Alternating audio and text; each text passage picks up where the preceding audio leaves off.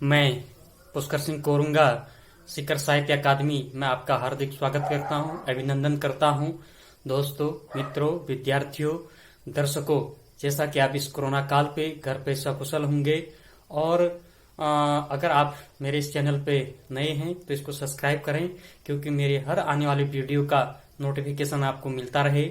और दोस्तों, आज जो मैं टॉपिक पर जो चर्चा करने जा रहा हूं, जिस विषय या प्रकरण की मैं बात कर रहा हूं, वो कहीं न कहीं जो है संस्कृति से जुड़ा हुआ है। और संस्कृति की मैं बात करूं तो विद्यार्थियों के लिए कुछ प्रेरक श्लोक जो है कि श्लोकों की जो वीडियो मैं आज बनाने जा रहा हूं, जिससे जो है एक विद्यार्थी एक आम जीवन में व्यक्ति भी जो है उससे एक प्रेरणा ले सकता है या मोटिवेट हो सकते हैं।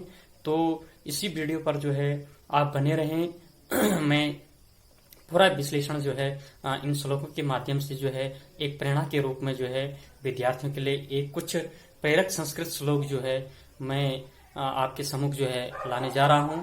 तो आइए दोस्तों, आप वीडियो पर बने रहें, आगे हम देखते हैं। आज हम संस्कृत यानी विद्यार्थियों के लिए संस्कृत प्रेरक किस रूप में हो सकती है, उसको हम थोड़ा सा पढ़ने का कोशिश करेंगे। सबसे पहले जानते हैं कि संस्कृत कभी हमारी जो है संस्कृति की मूल वाहक भाषा रही है, जिसमें हमारे पूर्वजों ने, हमारे ऋषि मुनियों ने तथा तत्कालीन समाज के प्रबुद्ध व्यक्तियों ने ज्ञान के सूत्रों को श्लोक, सुभाषित और अन्य रूपों से संग्रहित किया है। दोस्तों, हमारे धर्म ग्रंथ असंख्य जीवन उपयोगी सूत्र एवं गूढ़ दर्शन को अपने आप में समेटे हुए तथ्यों से भरा पड़ा है। इसी अनमोल खजाने से हमने आपके लिए कुछ बेहद अनमोल मोतियों को प्रस्तुत करने की कोशिश करी है। दोस्तों, वैसे तो हम तमाम जन सूत्र या जनसाधारण के जीवन में इस तरह की बातें सटीक बैठती हैं, उपयोगी है, लेकिन विद्यार्थी जीवन जिसे हम मनुष्य जीवन का स्वर्णिम द्वार कह सकते हैं, यदि हम इन सूत्रों की समझ हो जाए तो हम बतौर एक सफल नागरिक अपने जीवन से, परिवार से, समाज से, देश से तथा विश्व का हम भला कर सकेंगे। तो आइए इन्हीं श्लोकों में से स्टार्ट करते हैं। पहला संस्कृत का श्लोक है, अभिवादनशीलस्य नित्य विरुद्धो सेविनः चत्वारि तस्य वर्धन्ते आयुर्विद्या यशो बलम। अब इसका अर्थ समझते हैं कि जो व्यक्ति अभिवादनशील होता है, जो व्यक्ति क्या होता है, विनम्र होता है, अभिवादन करने वाला होता है ना, उसके अंदर शालीनता होती है, तथा अपनों से बड़ों का सम्मान करते हैं, यानी अपने से बड़ों का वो हमेशा सम्मान करते हैं।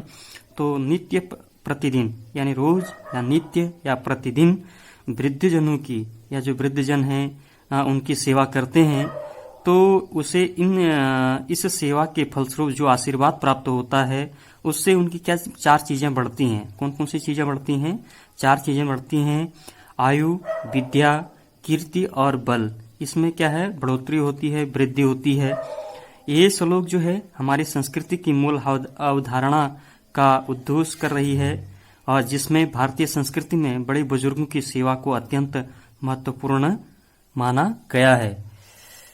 तो अगर इसी में हम देखें, दूसरा श्लोक देखें तो इसमें है, क्षणस्य कणस्य चैव विद्यार्थं च साधेत क्षण त्यागे कुतो विद्या कण त्यागे कुतो धनम।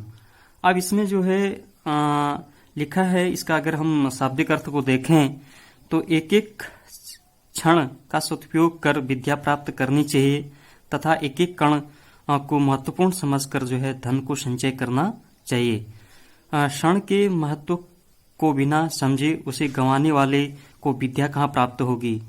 ठीक उसी प्रकार से जो है कण यानी धन का अत्यंत छोटा सा हिस्सा के महत्व को नहीं समझेगा, उसे धनवान बनने में सुयोग प्राप्त नहीं हो सकता।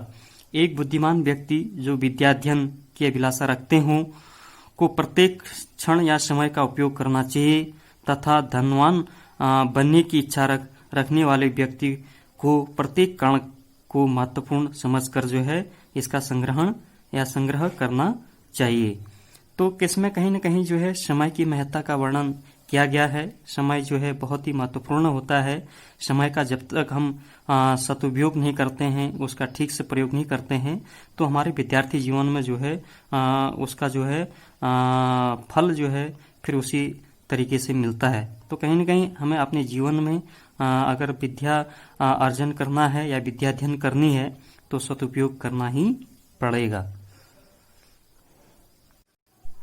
अब हम इसी में अगला श्लोक पढ़ते हैं, जो है सुखार्थिनः कुतो विद्या विद्यार्थिनः कुतो सुखम, सुखार्थी व त्यजेत विद्या विद्यार्थी व त्यजेत सुखम।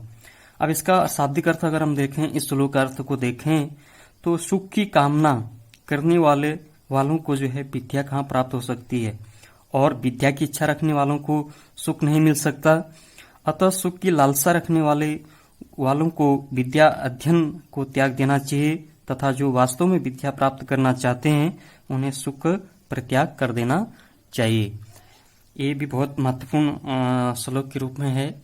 और जो अगला है वो भी बहुत महत्वपूर्ण श्लोक है, विद्या ददाति विनयम विनयात याति पात्रम, पात्रत्वात् धनो प्रति धनात् धर्म तत् सुखम।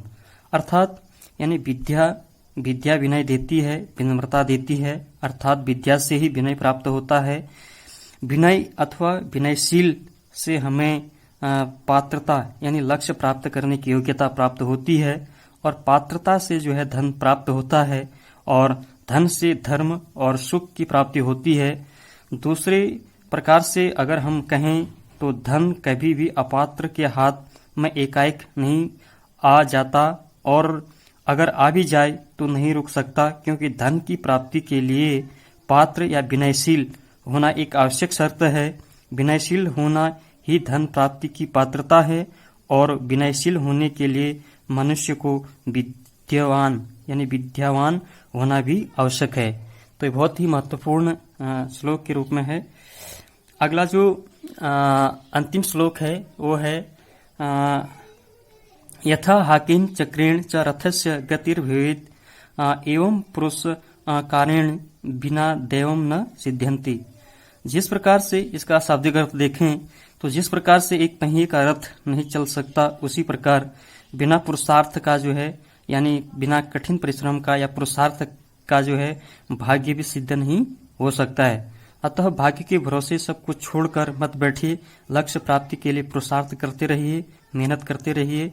पुरुषार्थ जो है जब तक नहीं करेंगे तब तक अपना लक्ष्य जो है नहीं मिल सकता है। तो दोस्तों, एक छोटा सा प्रयास था कि मैं संस्कृत श्लोक यानी विद्यार्थियों के लिए कुछ ऐसे प्रेरक संस्कृत श्लोक लेके आऊं। तो अगर ये श्लोक आपको पसंद आई तो आप इसको लाइक करें, शेयर करें, सब्सक्राइब करें। कोरोना काल चल रहा है तो अपना और अपना परिवार का ख्याल भी रखें। बहुत बहुत धन्यवाद।